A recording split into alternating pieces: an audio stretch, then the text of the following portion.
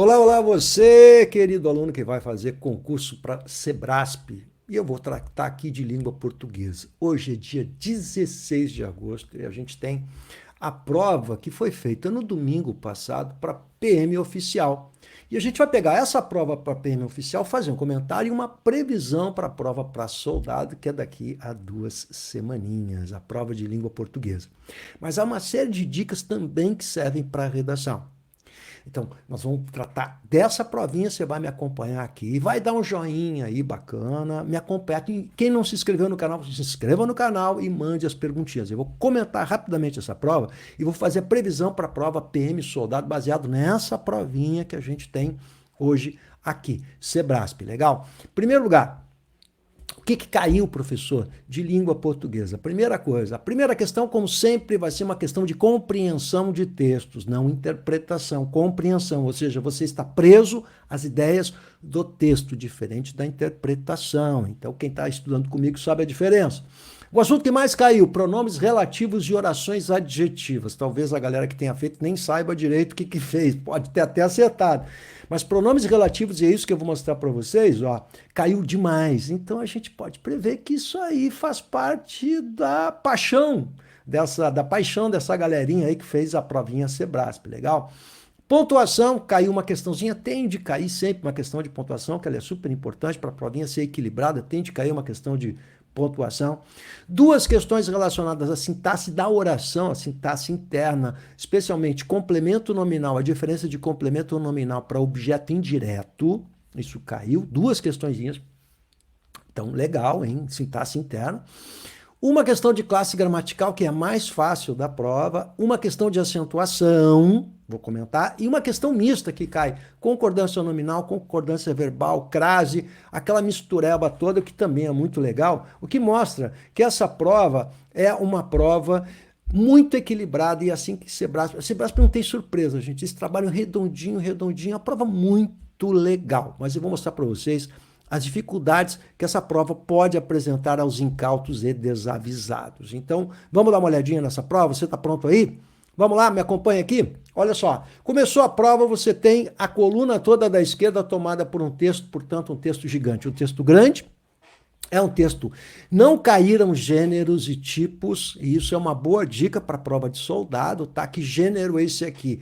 É um tipo dissertativo cujo gênero é um artigo, não é? Em que o autor do texto, os autores do texto, vão fazer a discussão a respeito da questão penitenciária, da situação e da crise penitenciária que nós vivemos, apontando soluções. Aqui fica uma dica, deixa eu voltar grande aqui para você, fica uma dica para a redação, gente. Olha só, eu tenho lá no meu Classroom, na minha sala de aula virtual, onde eu coloco os temas de redação que eu estou treinando, com os quais eu estou treinando com os meus alunos. Eu tenho um teminha relacionado à crise do sistema carcerário. Então, quem está se preparando para essa prova, soldado, ou mesmo para quem está se preparando para o oficial, que é no próximo fim de semana, tá aí uma dica importante, a questão carcerária no Brasil. Quer dizer, quem vai trabalhar a carreira policial tem de saber discorrer sobre esse tema. Isso é inapelável, bem entendido? Então, um belíssimo tema, um belíssimo texto, tipo dissertativo, gênero é um artigo, então tipo e gênero, tá aí uma dica importante para a provinha de soldado, tá? Não caiu isso na prova de oficial. A primeira questãozinha é mera interpretação, ou melhor, compreensão de textos, estava facinha a questãozinha. Vamos para a segunda questão da prova agora, olha só. Aí vem uma dificuldade que essa prova apresenta, você precisa estar preparado para ela, porque ela é cansativa. Um texto grande vai cansar o candidato. Então diz o seguinte, a respeito do trecho, diante dessa complexidade, parece acertado descartar qualquer solução que se apresente como uma panaceia. No início do segundo parágrafo do texto, é correto afirmar que, olha só, o que você tem aqui? Você tem aqui um pronome relativo a qualquer solução que se apresente. Então, o aluno que está estudando língua portuguesa, está afinadinho, ele tem que saber o que é pronome relativo, porque cai sempre, gente, é o que mais caiu. Olha só, esse que é pronome relativo, sempre que a gente pensar em pronome relativo, são orações subordinadas adjetivas, o que significa dizer que essas oraçõezinhas, por serem adjetivas, elas vão estar coladinhas num substantivo. Lembra? O adjetivo qualifica o substantivo. Então ela está coladinha no substantivo que vem imediatamente antes, que é solução. Solução a qual se apresente. Então, se refere à solução, a um antecedente. Legal? Então, isso é uma questãozinha também de coesão textual, saber a que palavra se refere o pronome relativo o quê? Pega o substantivo que vem antes, a solução que se apresente, a solução a qual se apresente. Eu poderia trocar esse que por a qual. Por que a qual? Para concordar com solução. Legal? Então, a solução que se apresente como uma panaceia. E aí, o que é que aparece na alternativa ali? Ó? D. A oração introduzida pelo vocábulo que restringe o sentido de qualquer solução.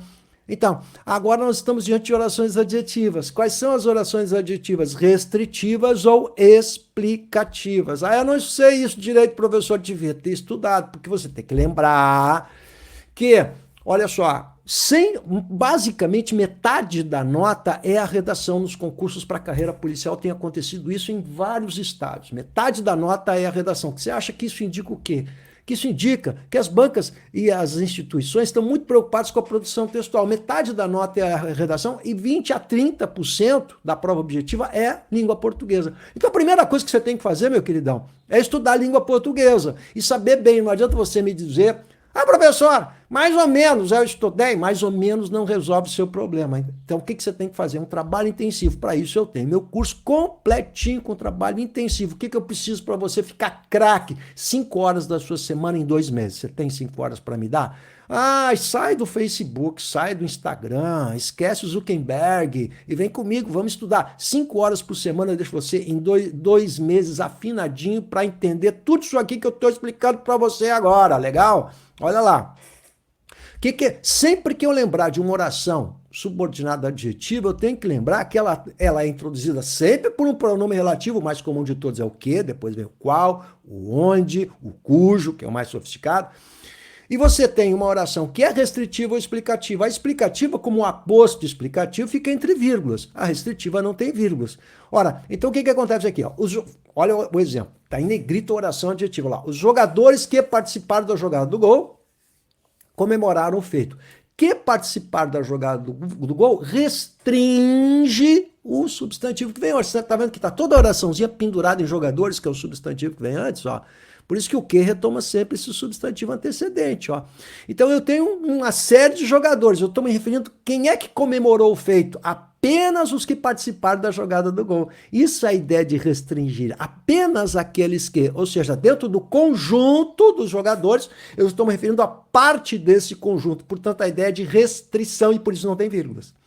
Agora, os jogadores de futebol que utilizam as musculaturas inferiores precisam fazer exercícios extras. Ora, todo jogador profissional de futebol utiliza a musculatura, utiliza bastante a musculatura inferior, a musculatura das pernas. Logo, eu estou me referindo a todos os jogadores, e aí é uma explicação. Por quê? Porque é o conjunto cheio, estou me referindo a todos, sem exceção. O que significa dizer que ela deve ficar entre vírgulas. Então, essa oraçãozinha aí é a segunda. Legal? Bem entendido? Então, volta lá para você ver, olha lá. O que aconteceu aqui? Ó? Ele tá dizendo o seguinte, que restringe o sentido da oração que vem antes. Mas se não está entre vírgulas, não é? Ó, é porque restringe mesmo de fato. Né? Então a oração introduzida pelo que restringe a expressão de qualquer solução. Nós estamos falando de orações restritivas e orações explicativas. Belezura? Então é isso que você tem que ter. Olha como esse assunto vai aparecer diversas vezes aqui. Legal? Então, orações adjetivas, pronomes relativos, restrição, explicação. Tá aí uma dica importante para a nossa provinha aí, para soldado. Legal? Vamos ver o que mais? Vamos ver a questão seguinte agora, a questãozinha de pontuação. E aí eu retirei aqui a afirmativa número 3, ó, a vírgula subsequente. Aí o que é chato nessa prova é o seguinte, você tem que ir para o texto, é um texto gigante, ele diz assim, um terceiro período do 4º parágrafo, aí você sai a cata disso, por isso tem que usar canetinha, você tem que riscar, fazer como esse candidato, porque eu roubei essa provinha aí do candidato, ó, o candidato postou na internet, fui lá, peguei, grampeei aqui. Você tá vendo que o cara é bom, o cara escreve um monte de coisa aí, ó. É isso que mostra que ele estudou bastante, né? A vírgula subsequente ao segmento instituição total, no penúltimo período do último parágrafo, tem a finalidade de introduzir uma oração em sentido explicativo. O que é isso? Uma oração subordinada adjetiva explicativa, restritiva explicativa. De novo, a questão da explicação. Então, olha lá no trechinho que eu tirei, ó. Já se sabe que é inadequado o modelo de instituição total, vírgula, explicou a vírgula agora, que, olha gente, instituição total a qual? Que esse que retoma a instituição total. É uma oração adjetiva. Tem a instituição total que desafia unicamente o gestor prisional a improvisar arranjos de serviço para o ambiente. Toda essa oração ficou entre vírgulas porque ela explica o termo anterior e as vírgulas ali deixam claro que se trata de uma explicação. Então você identifica o que como um pronome relativo e as vírgulas como uma oração explicativa, oração subordinada adjetiva explicativa. Então, de novo apareceu isso, legal? E também apareceram aqui a questão das aspas, olha que bonitinho, a afirmativa 2, a 2 e a 3 estavam corretas, né? Porta de entrada no último período do terceiro parágrafo indicam, as aspas indicam que essa expressão está empregada em sentido não literal, ou seja, conotada, no sentido figurado, não literal. Literal é o sentido denotado, o sentido real. Ou seja, nós não estamos falando aqui de nenhuma porta, não existe nenhuma porta de entrada ali no sentido literal, no sentido real, no sentido verdadeiro, inicial ou denotativo da expressão, e sim usado como um clichê, ou seja, um sentido figurado. A porta de entrada é o começo de alguma coisa, então está conotado, sentido figurado. Legal? Como se usa na modalidade coloquial. O que é modalidade coloquial? Na linguagem do dia a dia, corriqueira. Né? Então é um clichê estabelecido. Então, 2 e 3, uma questãozinha bem bonitinha, bem montadinha, que vai exigir que o candidato conheça bem sintaxe, orações adjetivas, o que são pronomes relativos. Se você for fazer chutando, mais ou menos não vai bem nessa prova. Vamos de novo. A mais difícil para mim é essa aqui, ó. Ele fala, olha que questãozinha trabalhosa. Ela é mais trabalhosa. Bom, eu acho que ela é trabalhosa e difícil. Você quer ver? O segmento de soluções e estratégias inteligentes, no último período do segundo parágrafo, exerce a mesma função sintática que. Então, eu tenho que verificar. Olha só como tá trabalhoso isso aqui.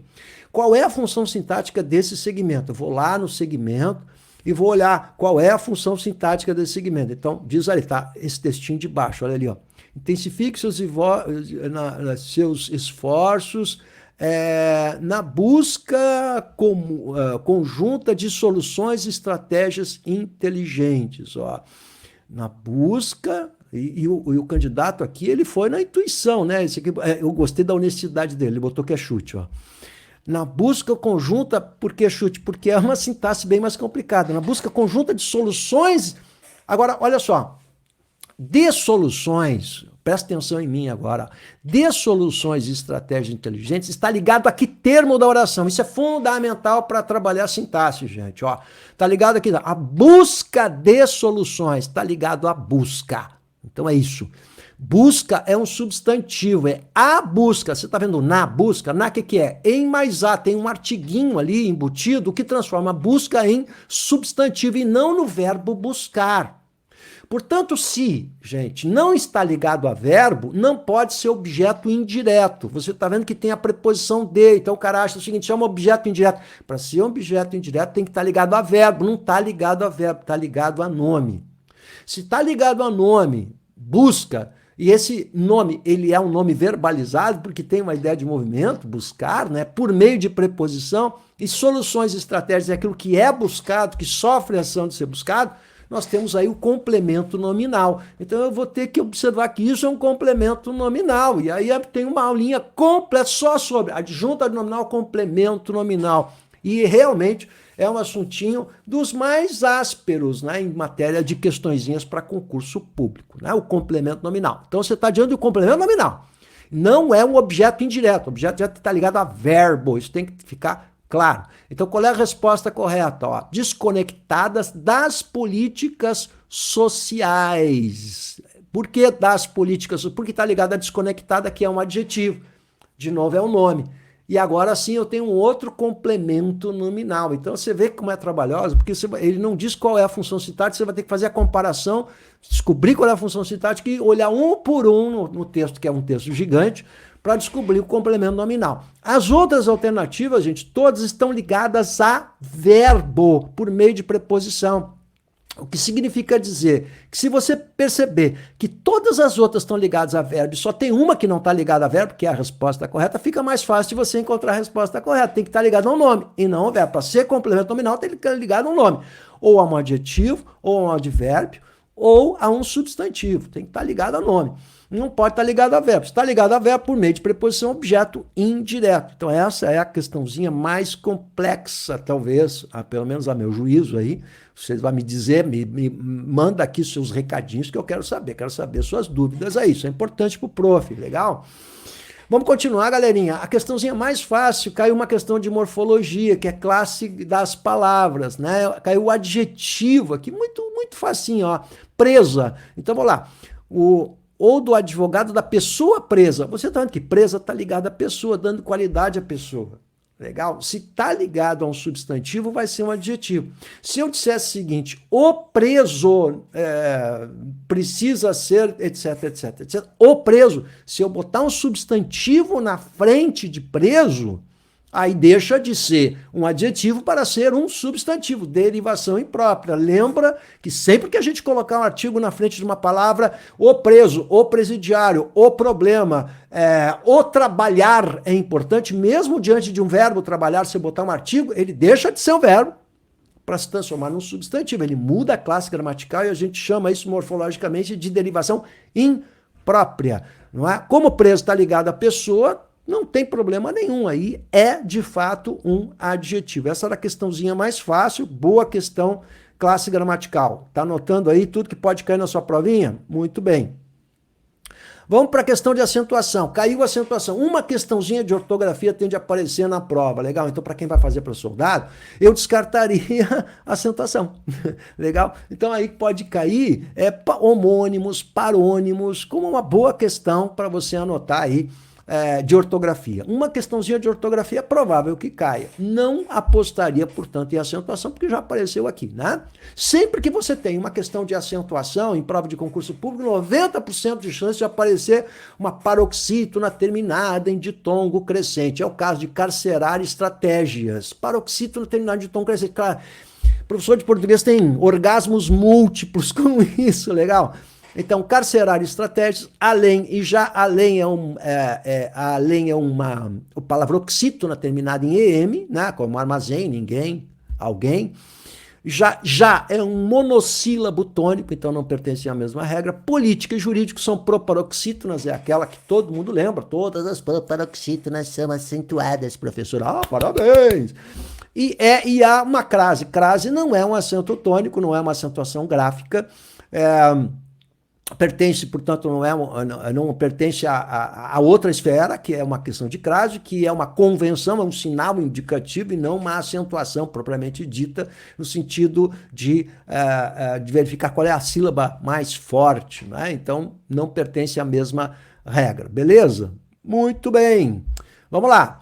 A questão 62, gente, é aquela questão maravilhosa que mistura tudo. Aí você tem, olha como a provinha realmente é legal, né? Você tem concordância verbal, concordância nominal, tá bem? Mas eu queria mostrar, e crase, né? Crase vai aparecer aqui. Crase sempre aparece, esteja pronto para isso, né?